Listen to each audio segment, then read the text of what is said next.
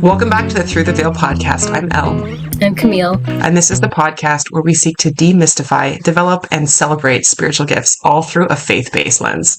Today, we have Meghan Farner with us. Hello. Meghan, if you don't know her, she is a spiritual powerhouse. Meghan has her own podcast with a thriving following, a thriving audience who are very, very interested in contemplative Christianity. Meghan's podcast is called Hidden Wisdom with Meghan Farner, where they seek to illuminate the timeless patterns woven throughout creation, the mysteries, and the human journey, and invite you to not merely understand truth, but to embody truth. It's all about beautiful, esoteric Christianity, which really, really harmonizes beautifully with what we're doing here, trying to understand our connection with the divine through our spiritual gifts, celebrate our spiritual gifts, and enhance those to have a more embodied spiritual experience while we're here on earth. So we go hand in hand. We're super excited to have Meghan here today, and hopefully talk about some really awesome in-depth things, and get down to some amazing stories about Meghan and how she stumbled onto this path and became such a credible, creator. Academic, I guess, creator in the field of Christianity and contemplation, and some beautiful experiences I hope we can hear today. Meghan, do you have anything to add to that you want to share to introduce yourself? No, thank you. I'm just happy to be here. I appreciate this opportunity. Elle, I loved having you on Hidden Wisdom. We did a couple of episodes together. And Camille, I would love to have you on as well in the future. I think you're right. I think that our spaces overlap really beautifully, and I'm just honored to share a little bit more of my story today. Well, then let's not waste time and jump into it. So from our conversations in the past, Meghan, I know that you weren't always quite so interested in the more, let's call it, embodied practice of spirituality, which I think is pretty common. I think most people, even if you are a naturally religious person, or you come from a religious background, I think that's part of the evolution of maturing into spirituality, when we really get it, when it really hits us and we're moved by it and changed by it. And I know your story has some really interesting things with that, that I think are really pertinent to this conversation. Would you mind sharing that with us today? Yeah, absolutely. I was thinking about where to start, because in actuality, in my story, there's so many different points that I can look to, and how to give a good example of just who I am and what my evolution has been. It'll be a fun challenge, I guess, for today. But when I was thinking about where to start, I was actually thinking quite a ways back in my history. I was thinking back to when I was kind of a preteen, or early in my teenage years. And I grew up religious, and whatever that means to someone, that was me. I was all in on that. And that was an incredible blessing. I'm so very grateful to come from that background of having a belief in God, having some sort of a concept of the divine, even if how I have experienced that has changed over time. But there was a part of me that I think, and true to all of us, I believe, we are spiritual beings at our core. And there are aspects of that religion doesn't always speak to. And yet it was still coming into my experience. And so I was having experiences when I was quite young where I was tapping into greater intelligence, tapping into spiritual gifts, even if I didn't really have the language for that.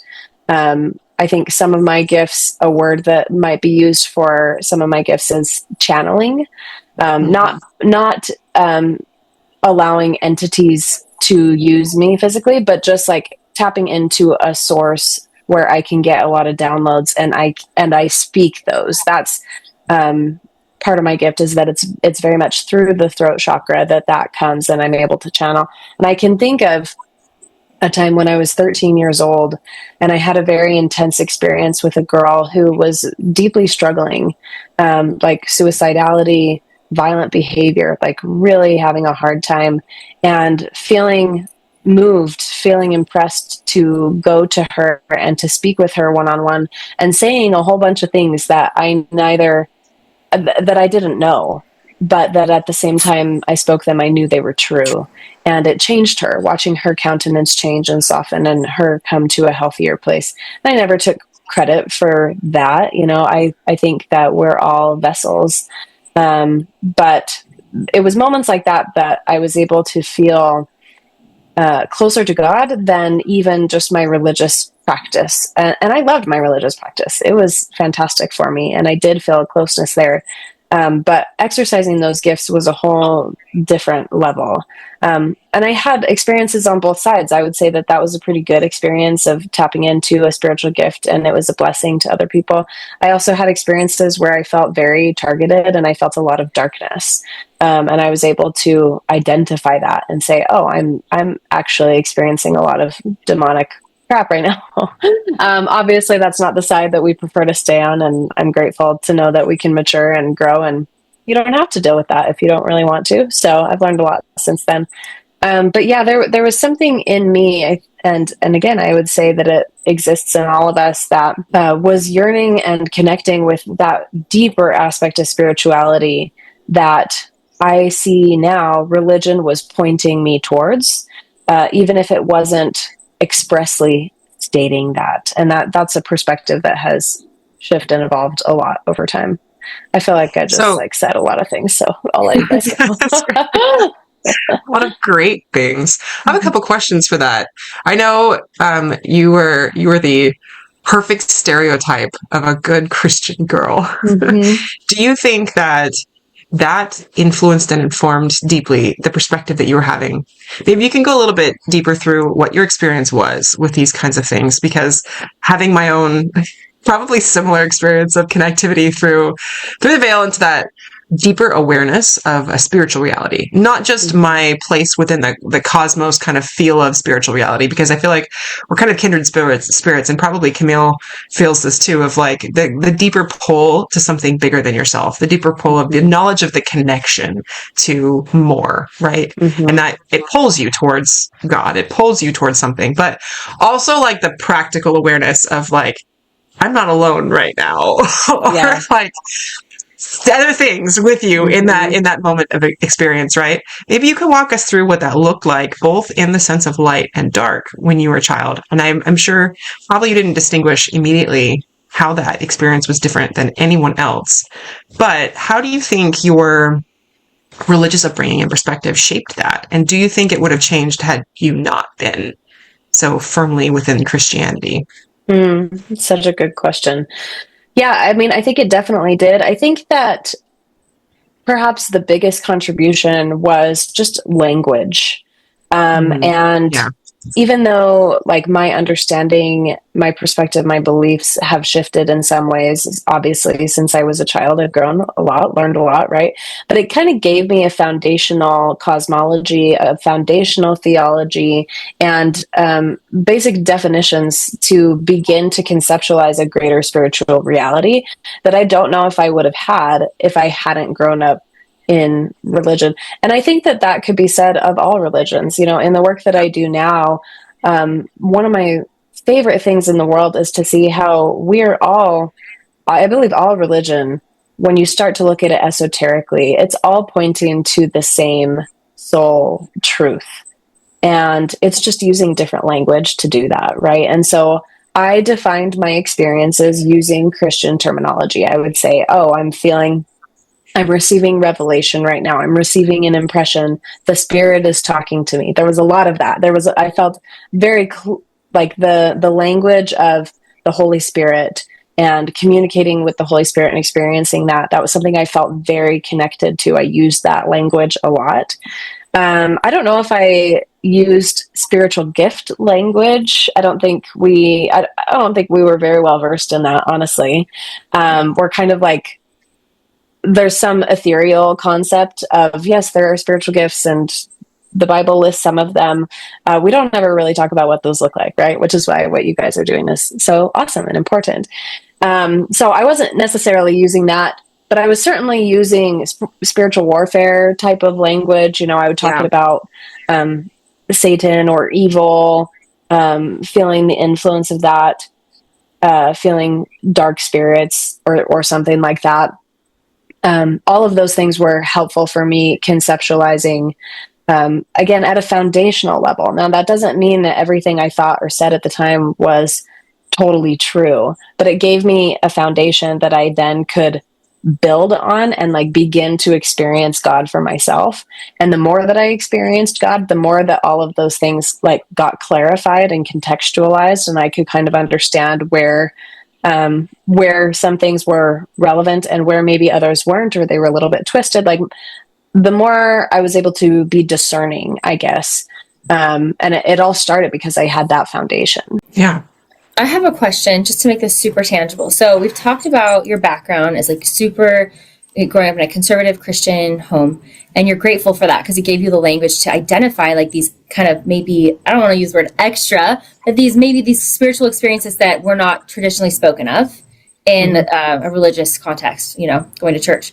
So if we were to say like the typical, I guess, like religious Christian person would say like their spirituality looks like going to church, reading scriptures, praying. How would you say your spiritual life has expanded? Like, what does it look like? What does it mean for you? Like this, you said you've grown and you've changed. What have you incorporated? How does it look different? Yeah, that was how I defined spirituality, and how I experienced it was very much kind of the good Christian checklist, right? Of like, I was reading scriptures every day from a very young age. Like I started when I was 10. I think I heard it in Sunday school, like you should read your scriptures every day. And I just like took that to the bank. I'm like, okay, we're going to read the scriptures every day. Praying every day, better in the evenings than I was in the morning. That was something that I was working on even when I was really young. Right. And I did have, obviously divine connection through that. I think that those are beautiful portals. So grateful for the exposure I had to scripture. Because again, it all became foundational. It all became a tool to expand on. I think that some of the bigger things that happened, tapping more into my ability to channel, to use that particular spiritual gift, that was huge. And that was completely God-led, God-inspired. I have always felt a deep sense of personal purpose. And I have related that in Christian language of like, I have a ministry, I have a role to play, and I am so driven to discover that. I'm talking when I was 12, 13, 14, 15, like just completely driven by that. And so I was always listening for spirit to direct me and say, oh, I want you to, do this or do this other thing. And God led me to do a number of different things. I was writing at one point, articles. I created a website. It was horrible, but I felt inspired to do it, so I did. It died, but it was a part of the process, right? And eventually God said, I want you to take everything that you've learned so far and I want you to turn it into a podcast. And at the time, like, I didn't even listen to podcasts. Like, they were kind of, I mean, they existed, but they weren't like the massive thing that they are today, right? And I had no concept of this ability to channel through my throat chakra and like through me speaking. That was something that was completely outside of my awareness, but God knew it, right? And so when I followed that and started having a podcast, my growth was absolutely exponential. And I started having more and more divine encounters, including some really sacred experiences that I'm happy to share. And as I did that, there was a level of understanding that began to open up. In the Bible, it talks about those who have eyes to see and ears to hear. And that's even more ancient than just the Jewish tradition that it comes from. That's a very mystical teaching that existed anciently, was this idea of having eyes to see and ears to hear, of being initiated in the mysteries, of being able to perceive the spiritual realities behind the physical reality.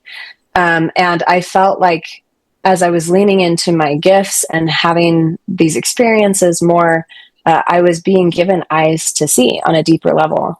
And what I came to see is that those initial tools of prayer and scripture study, and church attendance, like those were all symbols. They were portals in and of themselves, but they were pointing to a deeper reality. The scriptures were pointing to the reality that we have direct divine access to God. And I don't just have to read about somebody else's spiritual experience. I can have my own experience with God, right? Prayer, obviously, this beautiful channel of consecrating time and space for divine connection, for revelation to be poured forth. And we kind of are trained in the more masculine, the talking version of prayer, right? And I started to learn how the equal and opposite is the receiving, being able to receive in prayer, which looks more like the contemplative practice or more of the meditation. It was so beautiful the way that my journey evolved, because it allowed me to have appreciation and gratitude for kind of the exoteric religious structures and tools that exist, and at the same time having those point me to this deeper, more esoteric spiritual reality where I wasn't just intellectually conceptualizing God, I was actually experiencing God. Right. And that hadn't happened as much before. What I love about that personal journey, if I can like back up before we jump forward, when you were a child, like you went through a lot of your childhood kind of unwittingly accessing what you're calling like being the channel, being the divine conduit, the connector piece, right? And maybe in religious terminology, we would call that just like focal point of revelation. Like you're really good at revelation. Like you're really good at being aligned, being connected enough to have that stuff come through you, to have that information come through you in order to help other people. And I love that you highlighted too that it was to help other people. Like many of those experiences happened more in conjunction, not necessarily with yourself. And connecting that to like, it really took off. It really began to expand you once you began using it, right? Once you began utilizing it.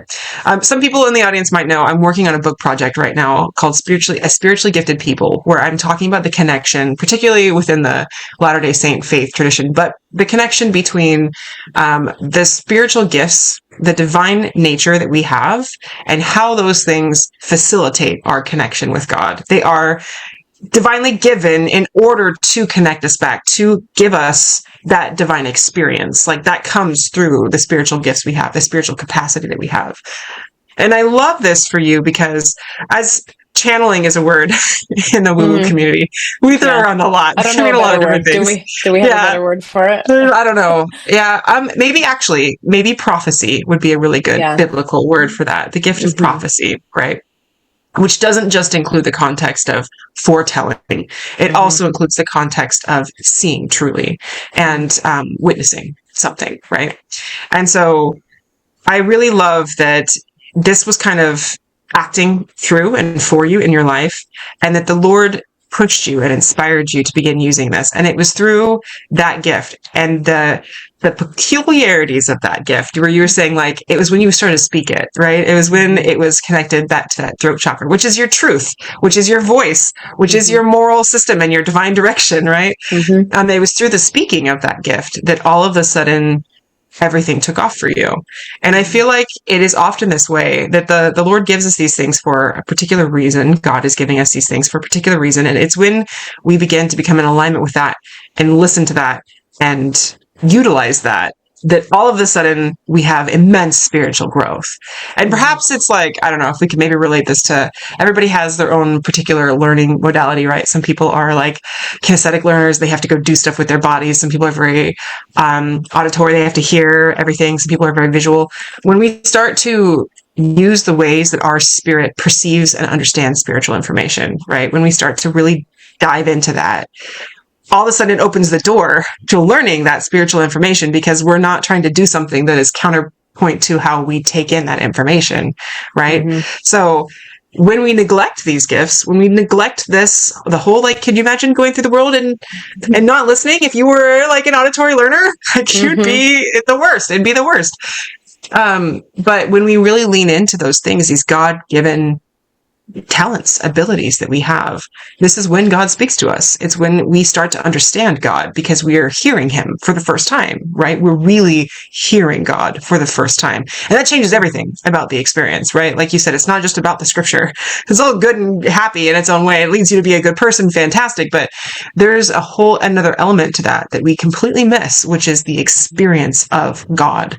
And if we are to be like God, we must experience God, right? Mm-hmm. So I love that. That was the manifestation of that in your life, was once these pieces became connected. So thank you for being an object lesson. Oh, you're welcome. Happy to anytime.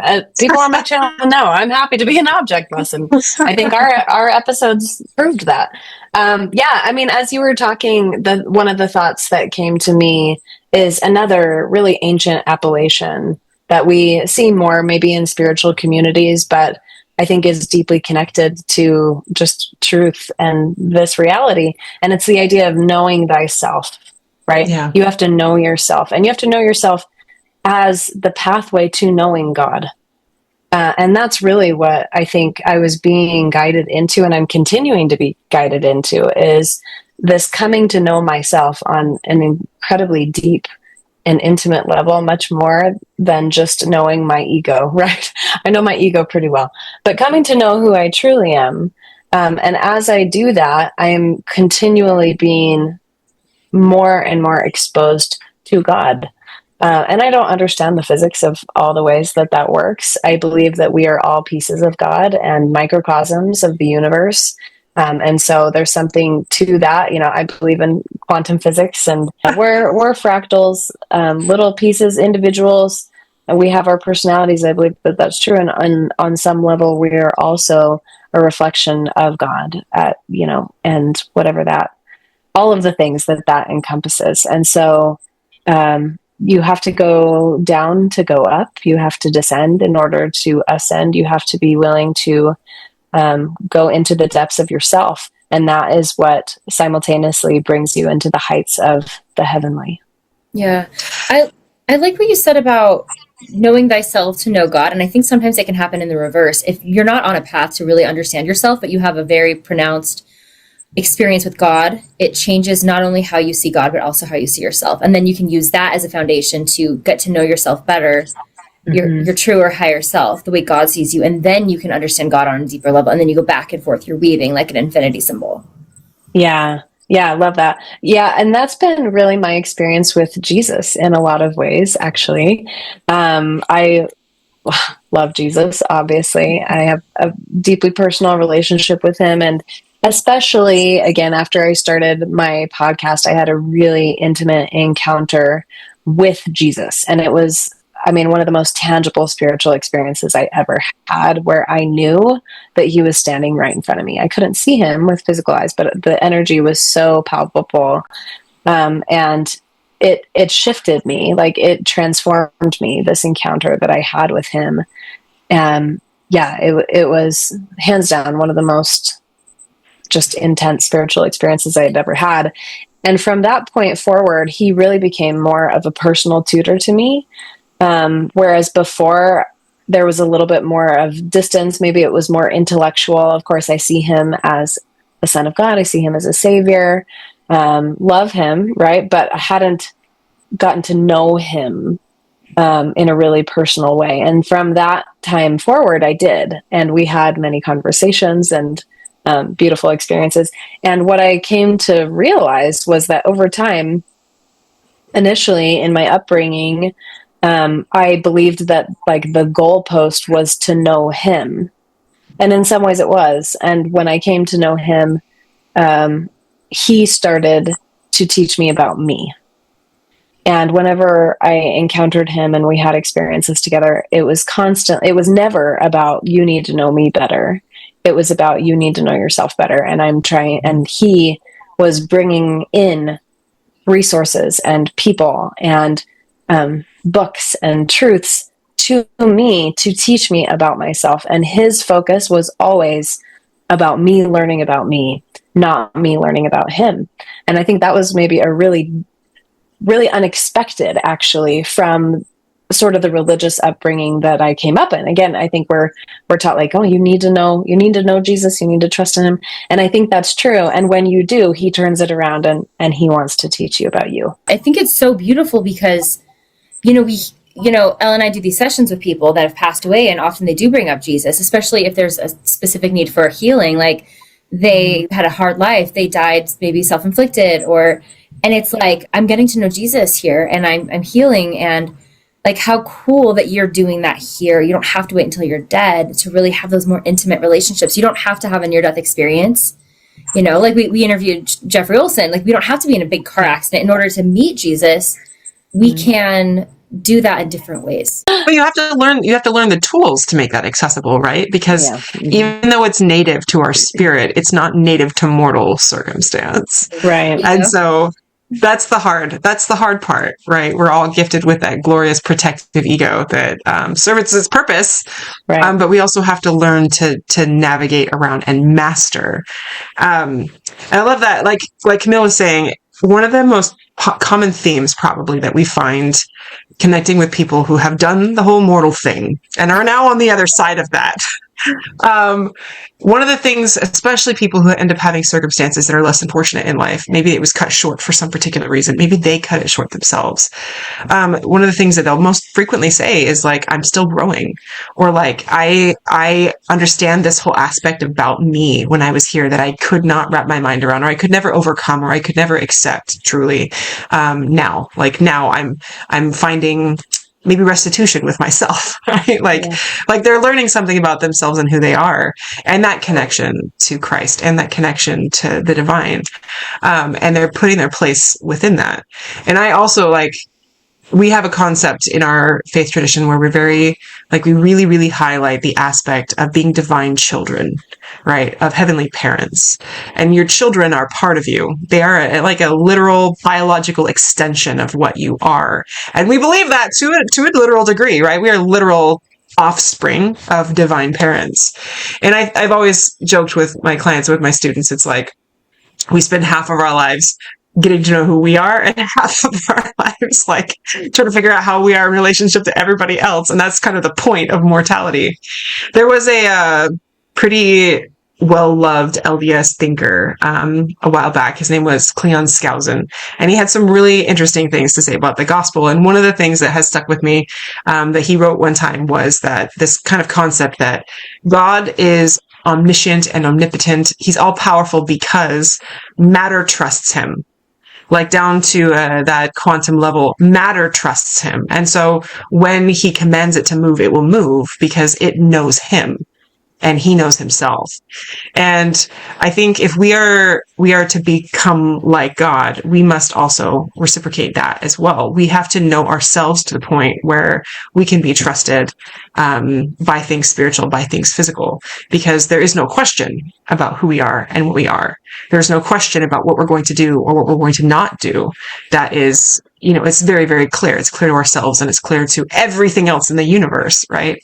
And so I love that concept. And it's really interesting when you put it, I don't even know that this is a fully formed thought. I was just kind of marveling at it a little bit while you were speaking. It's really interesting to put it in a very personal context. God has the capacity to know each of us on an intimate level, right? A very deeply personal level. And when things become personal, kind of like you were saying, Meghan, with your own personal circumstance where you had an experience where you felt actually you came into relation with Christ, not just as a conceptual structure, a conceptual thought, an idea of who he was and what he did, but in actual relationship with him. You had an experience with him. You met him, so to speak, and he met you. You saw him and he saw you. You were known to each other. And when something becomes personal, it becomes meaningful, right? And that is what we're seeking after with a relationship with the divine, but also how that matters with each other, with human beings. And if God knows each of us And that is so powerful to each of us, but us really seeing and knowing each other as part of the eternal destiny as well. Of like, when you really know someone, they begin to matter to you. Their experience matters to you, and you begin to be impactful in a way that doesn't quite hit home when you don't have personal knowledge of each other in that way. Like I said, it's not a full thought, but isn't that interesting? Like, maybe also as a divine purpose, that we are meant to expand that awareness outside of ourselves, also into others, and how that changes you, right? It also develops you. Yeah. Sorry, that might be sidetrack thought. No, I think it's great. Well, I think it reminds me of one of Christ's teachings, this idea of the first and second great commandment. The first great commandment being to love God with all your heart, might, mind, and strength. And the second is like unto it, to love your neighbor as yourself. And in an esoteric reading or an inner reading of that verse, the implication behind it is not that you need to love, not only that you need to love other people and love yourself and love God, but there is an implication, an assumption behind it that these are actually all on some level the same thing, that God and others and yourself are actually somehow all the same thing. And so you actually can't love God without loving your neighbor and without loving yourself.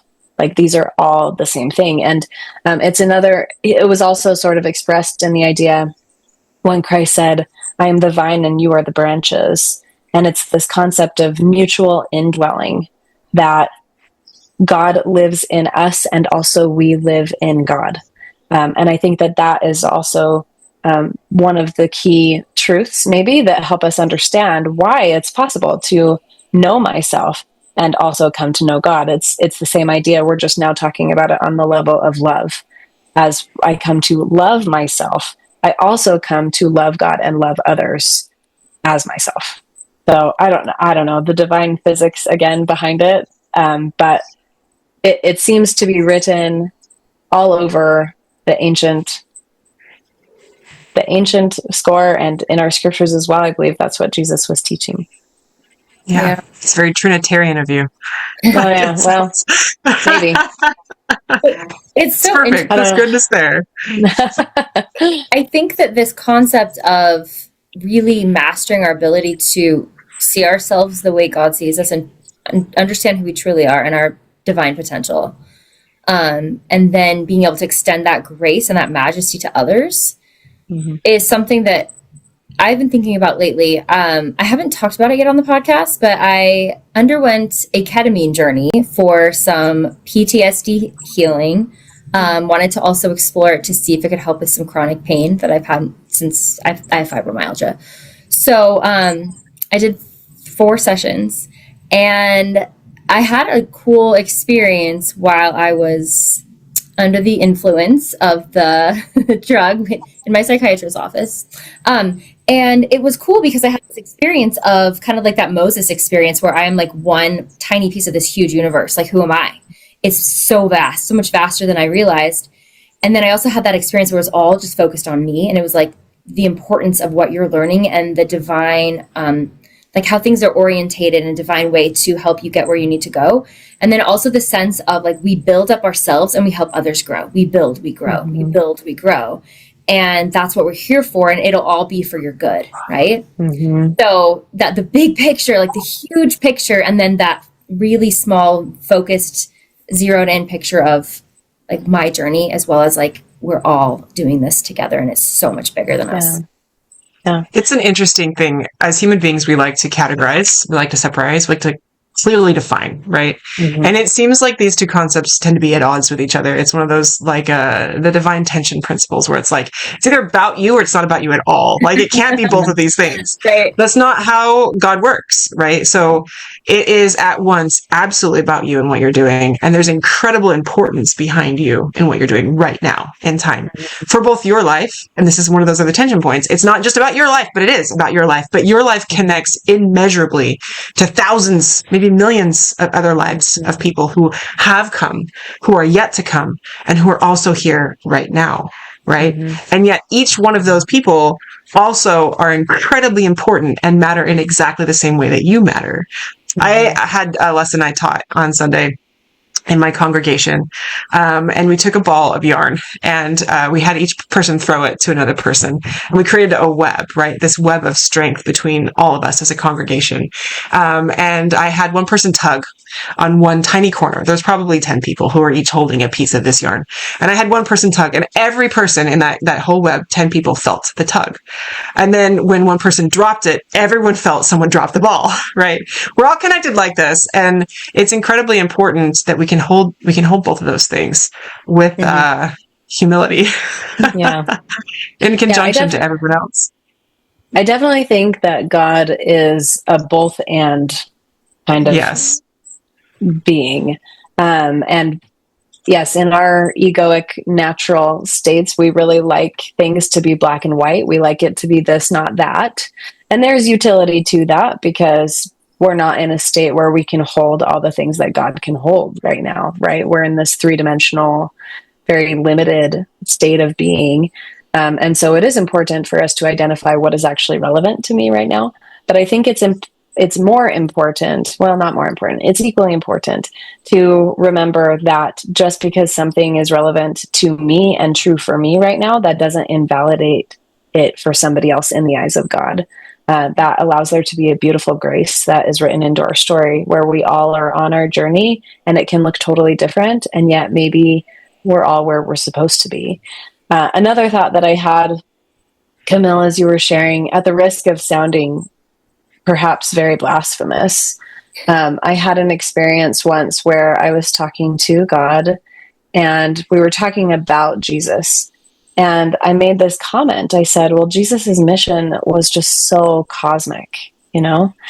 And the reply that God gave me, he said, what makes you think that your mission is any less cosmic?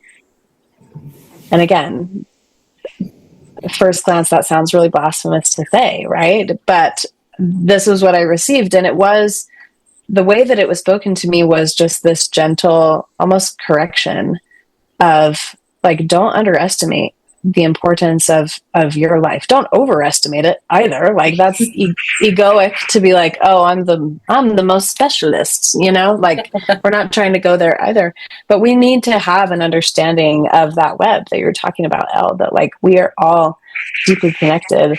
God lives in us. We live in God. We all are a piece of each other. We're each our own unique, beautiful puzzle piece without which the whole is incomplete. Right. And leaning into that might just be the key to unlocking why we're here, what we came here for. So to come back maybe to our topic of the day, I'm a tangential person and I'm so happy to wander far afield. But you've had maybe a winding journey. How would you say that really coming to understand yourself, which is obviously still ongoing, right? It's incomplete, lifelong process. How would you say this finding yourself has influenced your personal experience with God? And can you share with us a couple of experiences that were pivotal for you in understanding that? I mean, I'll start by saying that I am a completely different person than I thought that I would be. If you had asked me 5 years ago where I felt like I was headed, what my life was going to look like, it looks incredibly different from that today. And I think that that is in part just my journey. Like, I think I came here for a very transformative experience in life. I also think that that's sort of what God does when we're open to it and when we are willing to encounter them and be molded and embody, right? Not just intellectually have different opinions about things, but actually align our behavior with that, which is really hard, but is something I feel strongly about. We will become very different people.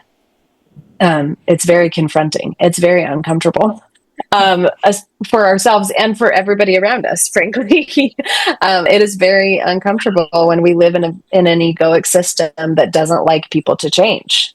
We like people to be predictable because we rely on other people, consciously or not, for our own sense of identity and our own sense of stability. And so when somebody steps outside of the status quo, that's very disconcerting to a lot of people.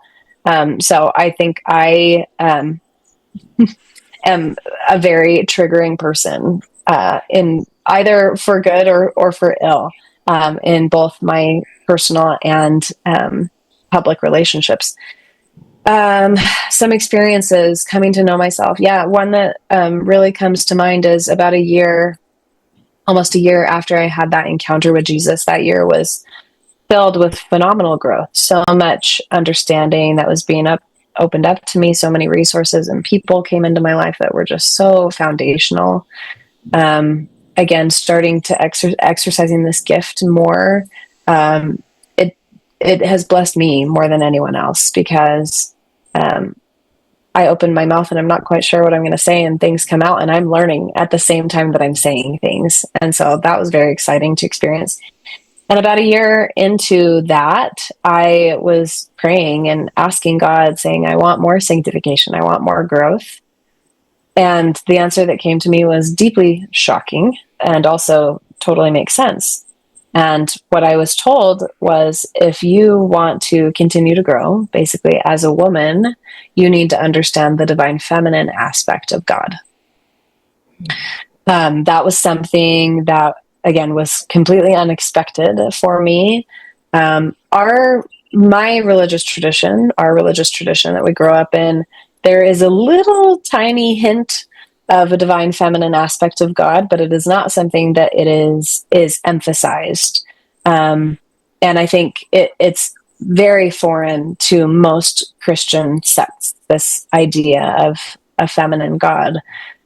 So I had enough of a foundation because of my tradition where I wasn't just totally turned off and convinced that I was deceived and must be talking to something demonic.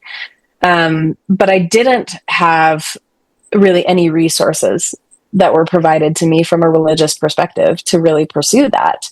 And so when I received that guidance, my answer was, great, that sounds awesome. How do you do that? Like, how do you come to know the divine feminine aspects of God? And that was another just pivotal moment for me in my journey, set off what's been several years now of intense study and many downloads and a lot of encounters with the divine feminine presence, as well as the masculine. Do you want to go there? Do we want to talk about I'm that? like, can we venture into that, Megan? Yes. Give us some details. Let's start with A and go through Z. Okay. Oh, wow. I don't know if I've gotten to Z yet. Do you have any stories too about, you said it was very confronting, like that's provocative. Talk about that too. So if that pops up, They overlap. Mm-hmm. Oh, yeah. I'll actually speak to that really quick because I think it's relevant to this conversation. I think maybe people who are hearing this conversation right now might be feeling a little bit confronted, even by what I just said, right? The idea is that when you take God as your tutor, as your mentor, as you take Jesus not just as an external savior figure, but as a personal mentor, they are going to lead you into darkness. Not darkness as in evil, but darkness as in the unknown. Of this is something that is not something I'm aware of. It's not something I'm comfortable with. And the intention behind that is to expose us to our ego. It is to expose us to the false beliefs we have, or the misunderstandings we have, or negative emotional patterns, traumas that we're holding on to, thought processes that we hold that are not based in truth. They are going to show you all of those things that live in you. And we are given the opportunity to choose and say, am I going to double down and stay with what feels comfortable to me? Or am I going to trust? Am I going to trust that I'm actually being guided by God? Am I going to trust that I can receive from God? Am I going to do my work? Is a massive question, right? Because that's what they're really inviting us into, is a journey of repentance. It's a journey of healing. And so that is very uncomfortable to go through. And again, maybe people are experiencing a little bit of that right now, of this idea of a feminine essence of God, very, very foreign to Western Christianity as a whole, right? And so we can hear that and likely be very triggered by that. And then we get to choose, and we can turn to Jesus, we can turn to God the Father, we can ask them, work with me on this. Am I responding to this because it's not true, or am I responding to this because it defies my traditions, because it's inviting me into growth that is uncomfortable, because I'm unaware of something and I don't know how to do the work around it? Am I uncomfortable because this is really not for me and I need to avoid it? Or what I think is more often the case is God making me uncomfortable because this is for me and I need to be willing to choose into that. So that's what I mean about it being very confronting. There's a reason why a really deep, transformative spiritual journey, lots of people don't choose into that. And I don't blame them, because it costs. There's a cost associated with it. And it does take you far outside of the realm of maybe your traditions and your family and religious affiliations and your political affiliations and all the things that we typically use to identify ourselves and help us feel comfortable. But on the other end of that is a greater truth, right? On the other end of that, when we're willing to do the work, when we're willing to hold fast to God and what they're showing us, because I do see I see Father and Mother and Christ all as a part of this God family. If we're willing to go there and to do the work, to do the healing, then you get to know yourself. You get to know your true self, and then you get to know God. And to me, that's worth all the pain. Mm-hmm. I want to speak to this scripturally, just to kind of add a second voice to this. What you have to do is read the Bible to see this as a pattern that is divine, right? Yeah. Especially, I mean, I was going to say the New Testament, but it's everywhere in the Old Testament too. When people are asked to follow God, they're asked to step outside absolutely everything they're comfortable with. I mean, Christ himself was a radical figure in history. Radical. Like, he shook the entire structure of his culture. People were terribly uncomfortable with him. And everyone that he asked to follow him, he asked to do radical things. Radical change. Leave their families, leave their society, leave their jobs. Like, go without any work or any sustenance or any assured income. Go do something crazy, right? For a period of time, and just trust that was going to provide something of more value than whatever it was that they were currently doing in their life. Like, it's absolutely everywhere. Every apostle in the scripture, most of them even ended up giving their lives, right? Mm-hmm. Because what he gives is of such eternal value. It's worth anything that we can give in mortality to achieve or to accomplish, right? We're very sanitized today. Like, we're very clinical, we're very modern, we're very distant from a lot of the discomforts of mortality.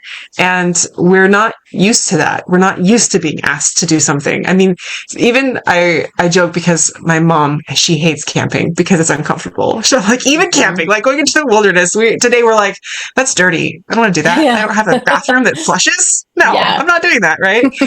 It just speaks to the level of, we've become accustomed to being in a certain level of creature comforts, and what's even a step further of discomfort is spiritual uncomfort, emotional uncomfort, like existential discomfort, right? Sometimes some of the most challenging things that we're asked to do break every framework we've set for ourselves, right?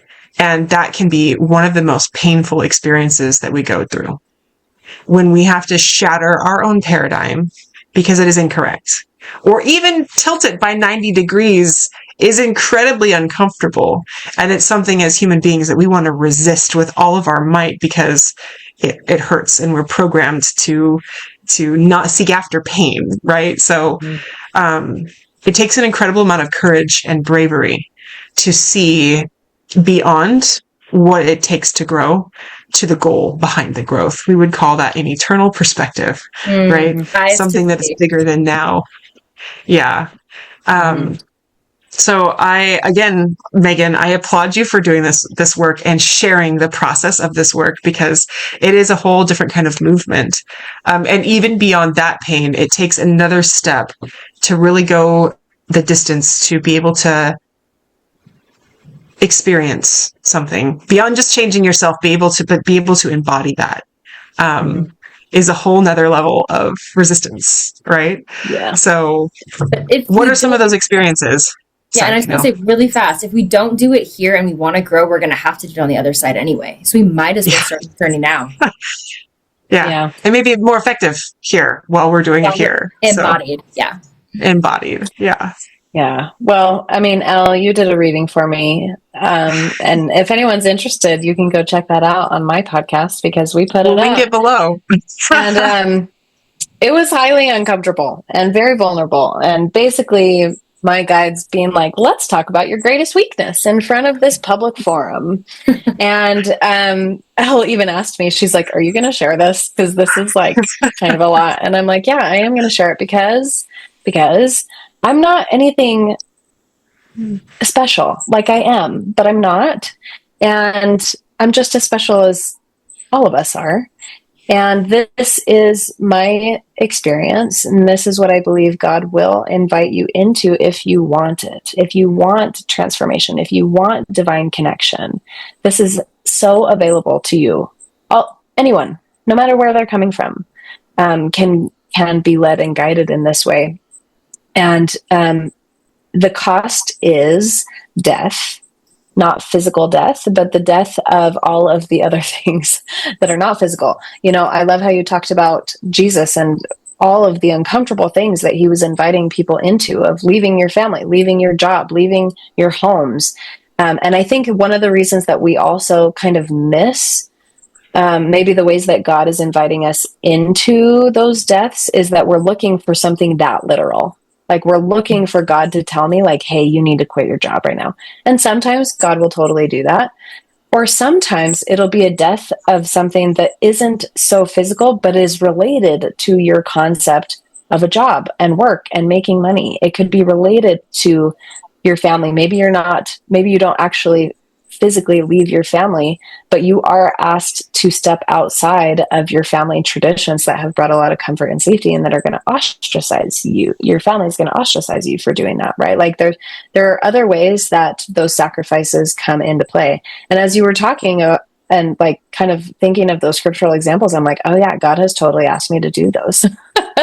Again, not necessarily in a super literal way, but certainly figuratively. And I've gone through a lot of deaths of my certainty, a lot of deaths of comfort, of authorities where I felt like I could look to for safety, a lot of deaths of my own personal concept and identity of myself. I'm constantly being invited to reevaluate who I actually am and who I think I am and how I'm showing up in the world. And so, yes, that is deeply painful. And on the other end of that is beyond going through the death is a period of gestation, which is, I don't know who I am. I don't know who I am, and I don't know what I'm doing, and I don't know what I'm becoming, and I don't know what to do, and I feel like I'm failing. And that is the moment where God is truly just holding us and weaving us in this beautiful cosmic womb space, and creating something new, as long as we are willing to make space for it, right? As long as we are willing to confront our cognitive dissonance instead of trying to keep 2 feet in, Right. in two different places where maybe they don't belong anymore. And sometimes they do. Like there are definitely times where I feel like God invites us into a balancing act at times. And then there are other times where God says, I just need you to let go of this thing. And so, yeah, it's hard work. Mm-hmm. It's not for the faint of heart. But again, I don't see myself in special, because of this. I think that we're all invited into it. I just like to be really efficient, like Elle learned. And so I try when I am confronted with invitations, death invitations is what I call them. When God invites me to die to something, I try to embrace that, even though it's painful, because I know that what comes through on the other side is more than worth it. Right. I feel like also, I think we often get stuck in the our own perspective, our own projection of what that is supposed to look like or what that is going to look like is often not what matches God. And so the dissonance between seeing it for what it is and our perspective is often large. And so there is an element of trust that has to be involved here, which is inherently a very difficult thing. I'm not a trusting person, so the largest growth moments that I've ever had have been moments where I've been asked to step into the darkness. And I didn't even know that's where I was going at the time, right? Like some of the deepest depressions I've ever been in my life was because I had all of my hopes and all of my desires hanging on a dream that I was convinced I'm like, this is for me. It's all led up to this moment in time. All of it hangs on this thing. My entire future, the future of my family hangs on this thing. There was a particular experience where my husband is an attorney. So when he was going through law school, we were angling for a very specific job. We had been angling for this since we had been married. Like at the year of marriage, we were like, okay, this is the goal. We're going to head here. This is the job we want. We want to prepare everything. We were doing all the right internships. He was taking all the right legal classes. Like he was a perfect candidate. And he got denied the job and right out of law school. And it was devastating because our best friends got the job. And I was like, it was hard. That was hard. That's a death. That's a big death. Yeah. I had created a life in my head about what was going to happen. I had created a dream in my mind of this home that it was going to be my life. And I had to let all of that go. And I was so angry with God because it felt right.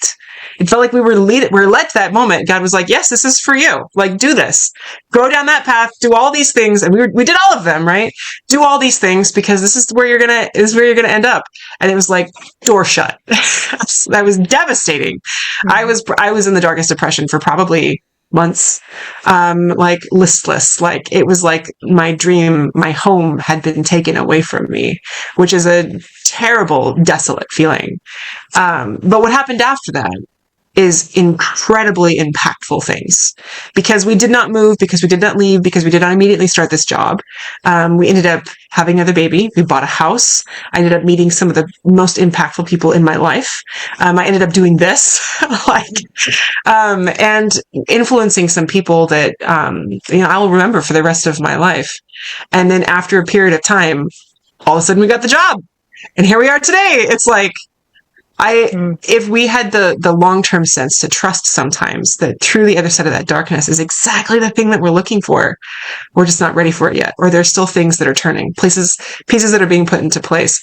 Like this is the story of my life that the Lord will just do this to me all the time. Just like out of the blue. He'll just do this to me all the time.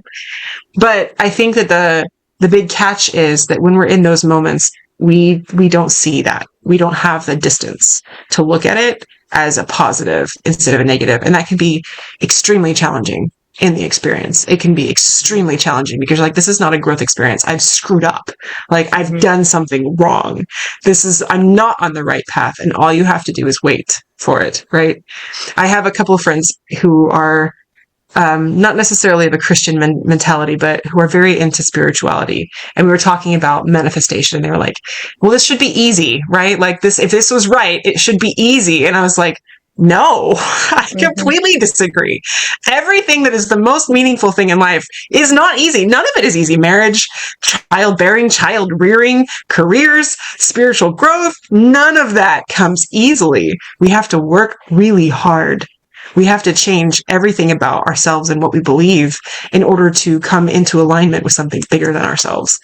So I think it's a beautiful concept. It's the most challenging thing in practice ever to experience. Yeah. But it asks for trust. Fundamentally, that is what it all boils back to is trust. Do you have the trust? Do you have the faith that it will turn out for the better? Right? Mm-hmm.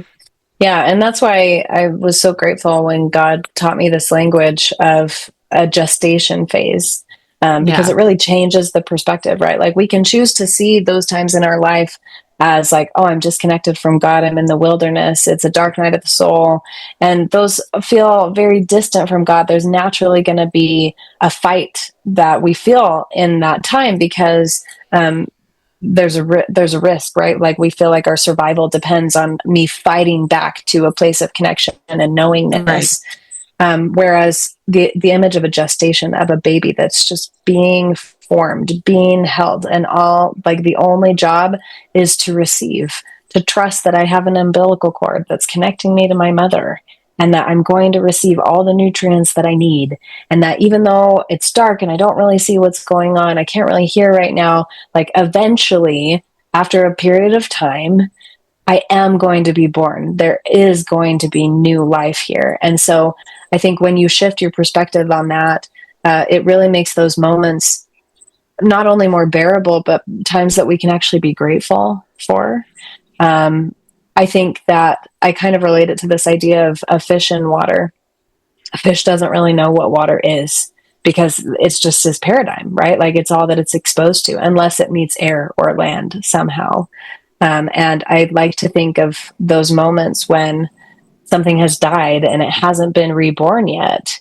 God isn't distant. We're just a fish in water. Like, we're so surrounded by God, and trusting that, right? Like, trusting that actually God has never been closer while I'm going through this. And so these are the things that I've experienced and that I love to teach, is this process of transformation, right? Of this willingness to descend into the underworld. You have to descend in order to ascend. I believe that's what Jesus did, right? He taught us this pattern of being willing to descend below all things so that he could ascend above all things. And I think that that is the invitation of true spiritual growth, the willingness to do the inner work that keeps you grounded and connected.